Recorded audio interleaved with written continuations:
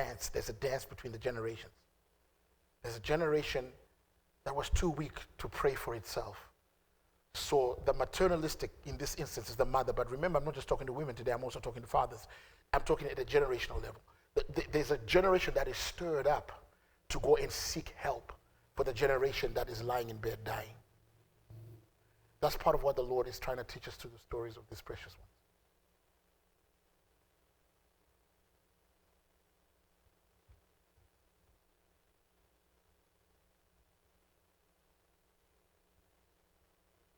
The man of God comes in.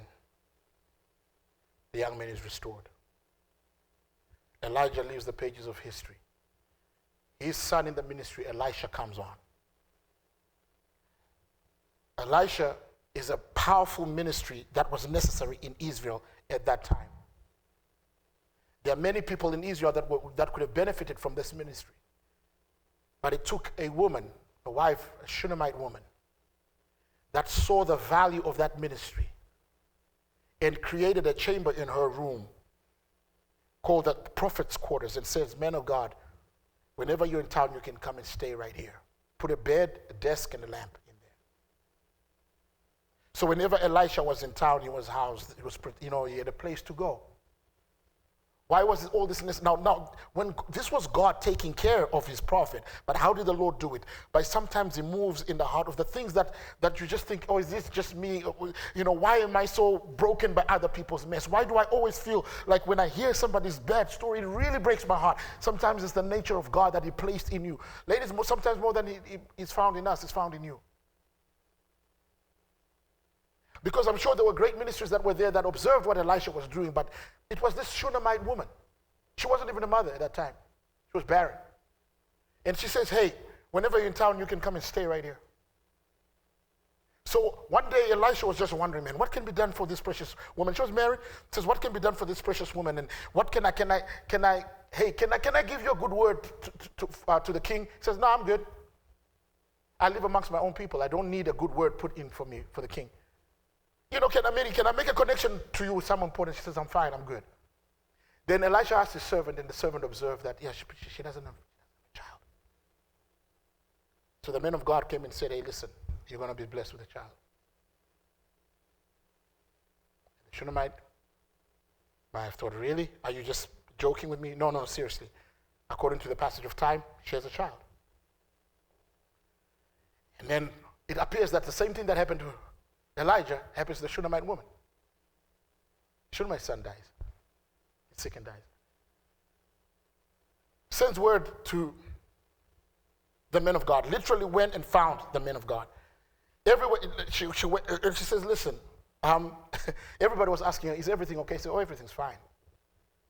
Because she was taking her case to the place where it notices matters. All of that is an example of intercessory prayer. There's some people that just know where to go when it's time to get a change. So when you look on the outside, they look like they're fine. But they got calluses on their knees for going on their knees and talking to God. Yeah, is everything okay? Oh, no, don't worry about it. Everything is fine. Went to the man of God, went to Elisha in this instance, and said, "Sir, is everything okay? Everything's fine." That fine that a mother or a woman can sometimes give. Fine. Really, really fine. Says, "What is it?" It says, did you do whatever you did just to mock me? The son that you prophesied, son's dead. And Elisha tried to make a plan, send his servant, "There, take my staff and go lay your staff on that kid."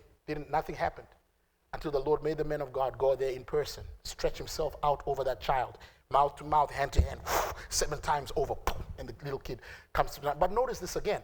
We see in this instant a generation that is observing a dying generation and not happy with that, refusing to just take that as a given, refusing to just say that, well, what can I do? That generation is just going to die. Look at them carrying on. But there is a generation that has that mother's instinct, that maternalistic, that mother in Israel instinct, that they stirred up to talk to God on behalf of the kid that's too sick to talk to God themselves. And so they get out of their way to travel. In this instance, for you and I don't know how we do it. We can do it in a prayer meeting. Sometimes we fast and pray. But there is a concern deep within the belly for a generation that is coming after. Because you know what's so interesting about this particular Shunammite woman is that what the Midrash and the Jewish tradition says, after Elisha died, a young man died in battle. And then they took his body into the tomb of Elisha, and he touched Elisha's bones and he came back to life. According to the Midrash, the Jewish commentaries, they say it was that Shunammite woman's son, healed twice by the same man. I mean, she literally put this kid in the center of the pages of the Word of God, simply by a response to the Spirit of God that there was no thundering voice saying, go ye and do this. There was no angelic visitation that says, thou shalt be nice to people. There was just something that the Lord was doing in the heart of this woman, where she thought it was her, but it wasn't. It was the whisper of God. And what that shows us is that, ladies, please, I need you to hear me. There is a capability that God placed in you to be sensitive to the heart of God. There is a capability that God placed on you. When you find yourself caring about people that you really, there's no reason for you, they're not your family. Why am I so concerned? It could be the stirring of the Spirit of God on the inside. When you respond to it, you are now stepping into the center of your purpose. You were made that way for a reason. We can track from there and where are we going to go? We're going to go to maybe, I don't know, Rachel. Rachel is the second wife of Jacob, because Jacob tried to marry the girl, got tricked into marrying somebody else. You guys know the story. And so now Leah has been blessed with kids. She is literally laying the foundation of the nation of Israel. One tribe after the next is coming from her womb.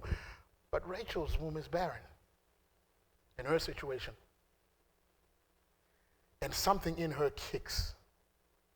And she approaches Jacob, her husband, and says, give me children, lest I die. How am I going to do that? I've been trying. It was clearly not for a lack of effort. I mean, the guy was really that much in love with the girl, But she says, give me children or I die. And one can begin to wonder, what was that raw, what was pushing so aggressively? The destiny of God. She thought she was just asking for a child. God was trying to release a deliverer to save the world from hunger. So she's saying, give me children lest I die. And you begin to wonder, there was a coincidence of needs between heaven and the desire in the heart of a woman.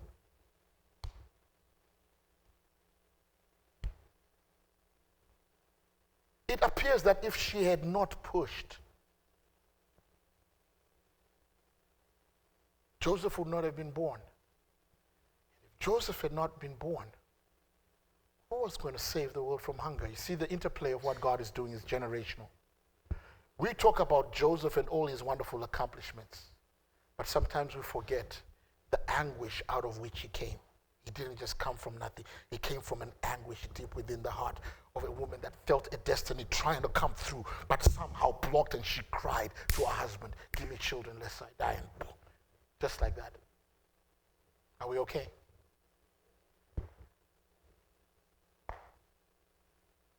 My whole point is this. It's not even necessary to talk about mothers, by the way. But it is to talk about generations. It is to talk that when the Lord wants to release something powerful through the earth, he does it through a generation. But sometimes there is a generation that is almost nameless, faceless, uncelebrated, that precedes that God uses to bring that. And it has to be well with your soul, right? What if it's our prayers that will so stir up this nation until the Lord will raise up a young man, young woman that will begin to do greater than anything that Billy Graham ever did? What if it's our prayer and our anguish? I consider myself an older generation. I'm keeping the grace. I tried to diet for a while. They're coming faster than and I'm like, this is too expensive. We're just going to go salt and pepper until I become like my brother over there, all platinum. So I consider myself part of that generation again, that there's a generation that is coming after me.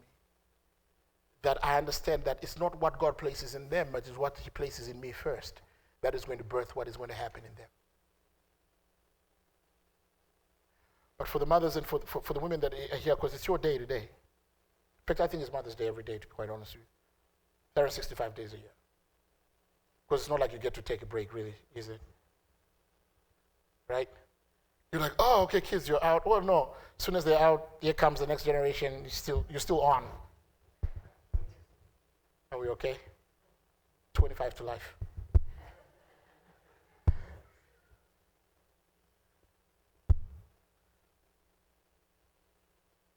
So we see these individuals that are in the pages of history, hardly ever really named outside of an occasional thing, but you remove them from the pages of history and you completely change the story. The narrative was balancing on nameless, faceless people that never sought to have their face in front of the biggest Christian magazine. They didn't care to be mentioned on TBN. They just did something so powerful that was consequential in the direction of human history. I just pray that somebody may be aware of that today. That where you are and where you sit, God can do something incredible. And I'm talking about the generation where we are watching another generation coming up and understanding that we have a part to play. For the mothers, if I can speak to you, I know there's a prayer that you can pray that heaven cannot ignore. When we look at Hannah, we always use Hannah. Hannah was barren, but here was her situation. She went and she talked to God in the temple. Hey, Lord, if you'll give me a child, I'll give him back to you. Didn't tell the kid. But went and talked to God. Kid was not included in the council to make that decision. But all we do know is this, is that a conversation between a mother and God was instrumental in the raising of the greatest prophetic ministry that has ever walked the face of the earth. Why was Samuel so powerful? Because that was the ministry that was going to identify the first two kings of Israel. That was the ministry that was going to first bring about the concept of kingdom into the story of the children, the Hebrews. How did that story come about? It came about because this kid's mom was not okay with the situation, so she pressed because something in her, I believe, there was a coincidence of what heaven desired and what she wanted. She must have felt that need of God because she offered a son. She says, Lord, if you'll give him back to me, I'll give him to you. Why would you do that? What makes you think I want your son? I don't know. I just feel that you're in need of a co-worker and a partner. And the type you're looking for is not yet here. So I want a son, but I think you want a prophet. So how about we make a deal? You give me a son, I'll give you your prophet. Okay, woman, there's your son. Okay, God, there's your prophet. Take that girl, her name Hannah means grace. Take Hannah out of the pages of history. The thing just doesn't turn. Something, that it throws a monkey wrench in the system. So what am I talking about? I'm talking about a sensitivity that is in a generation before for something that generation cannot accomplish. It can only be accomplished in the generation that follows. But you pay the price for that generation. Because to have a ministry that powerful, somebody had to pray it through. Somebody had to be misunderstood. How was Hannah misunderstood? The man of God, Eli, looked at her and said, you're a drunk woman. What are you doing drinking in church? She said, so I'm not drunk. I am not drunk. So then why are you in so much anguish? I don't know. But there's something that is burdening my heart. Not knowing that what was burdening her heart was actually the burden on the heart of God. And he was looking for a partner on the earth. So she made herself available. And Samuel was born. How are we doing? Are we okay? One after the next, after the next, after the next, after the next.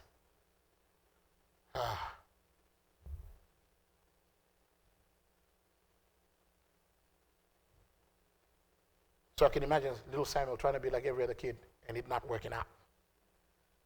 We're going to do this. No, you can't. Why? Because I kind of talked to God about you before you were here. Listen, I know it works. My mom did the same number on me. I can tell it works. I can tell it's not always fun, but it works. Which is what? Which is a conversation that a generation before has with God concerning the generation after. And God honors that conversation. God honors that conversation.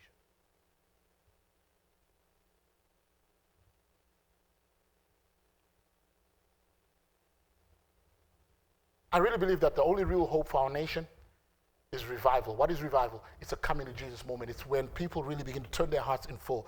You know, like these places, these little cities here used to hum with the power of God back in the day. And that the way that we're going to turn around, but the way that we're going to turn around is going to be this, is for the mothers and the women. I believe you've got to come back to your place of authority. Come back to that place that knows that when I speak and when I talk to God and when I pray, I'm not a victim who's just pushed around by life. I'm not a victim who doesn't measure up to some worldly standard of how I ought to look like and what I ought to wear and how I ought to do my hair. Look at the nonsense the world tries to distract women with.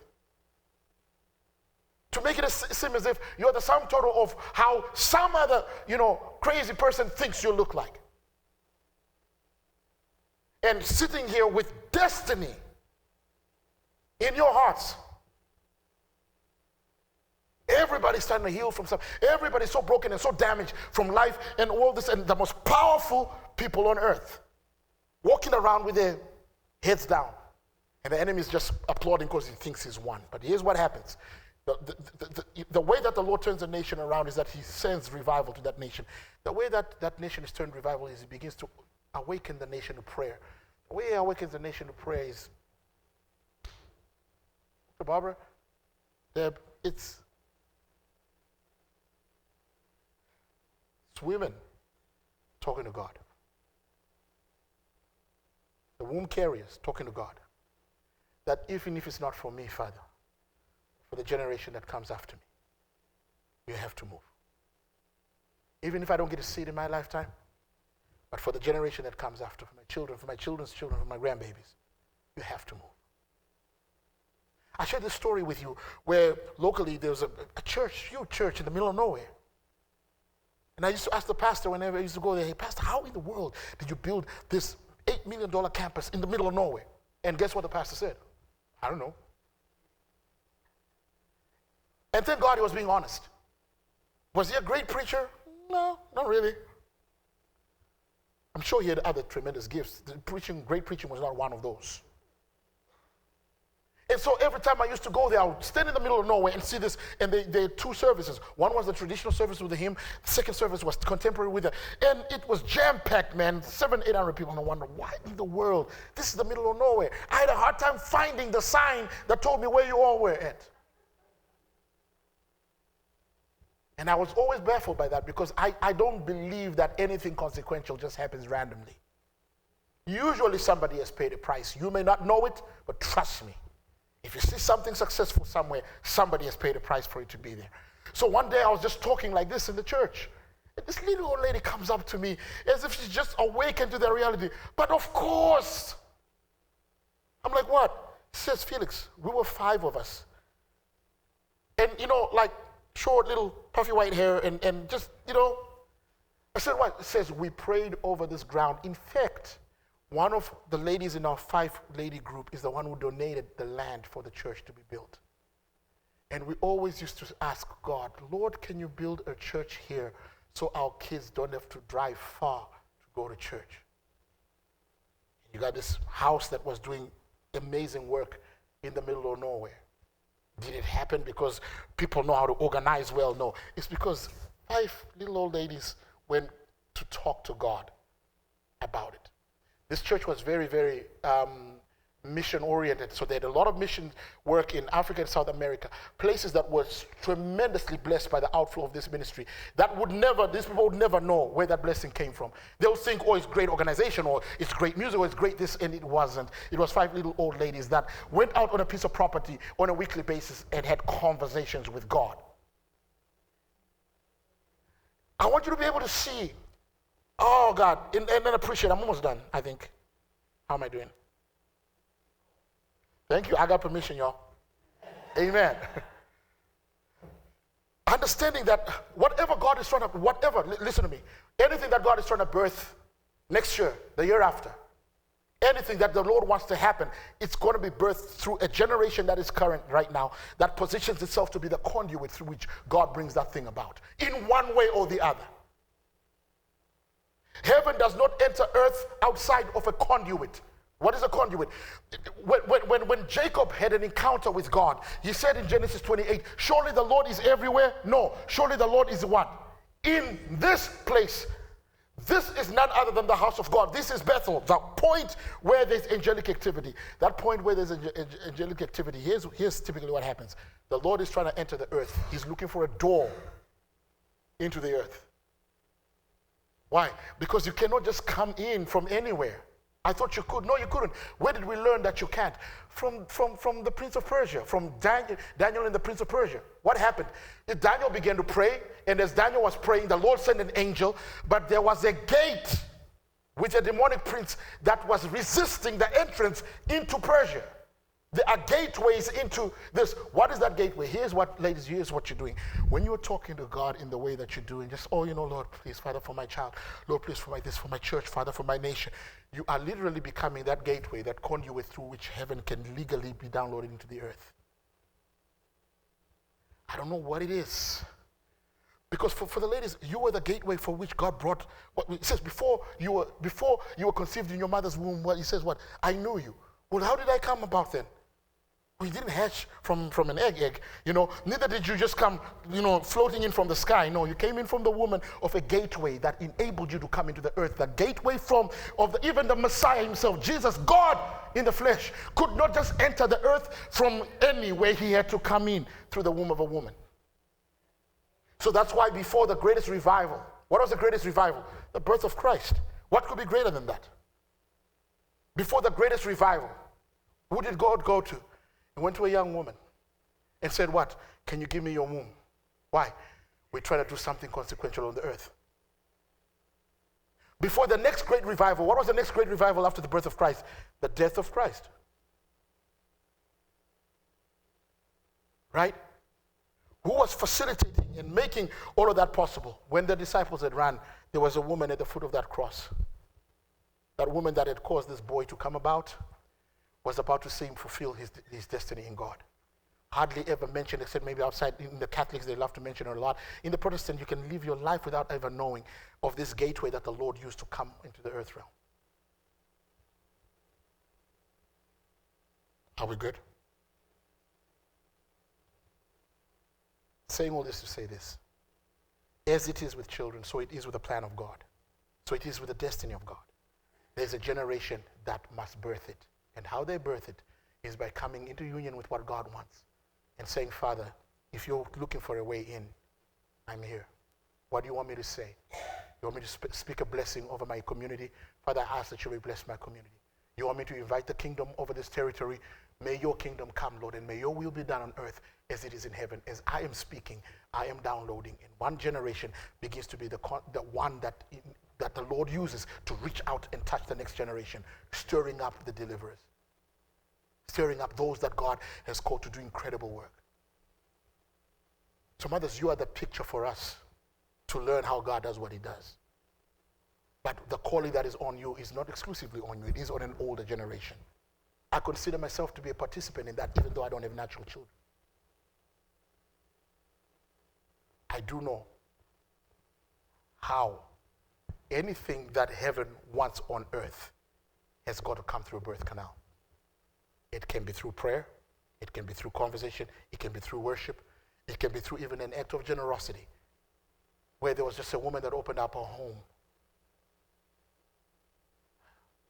I don't know why. From the youngest age, I just had awareness of God's presence. From the youngest age. I was the easiest, assignment to get saved. First day I ever heard the complete message, I was in. But I always wondered why, even as 4 or 5 years old, Lord, how is it that I was always aware of you? I always talked to you. In fact, I thought I was always saved until my sisters told me one day, well, you're not a Christian. Why? Because you didn't say this prayer in front of an altar. I'm like, I talk to God every day. He says, no, but you got to say that prayer, the sinner's prayer. I was like, really? I kind of felt he's already heard me many times. So I always used to wonder why. Then one day I was preaching in Dallas, and the Lord told me, he says, remember your grandmother. My grandmother had been killed in the war in my country. My grandmother died a horrible death. The little village that where she was a widow. My granddad had died 2 years before that.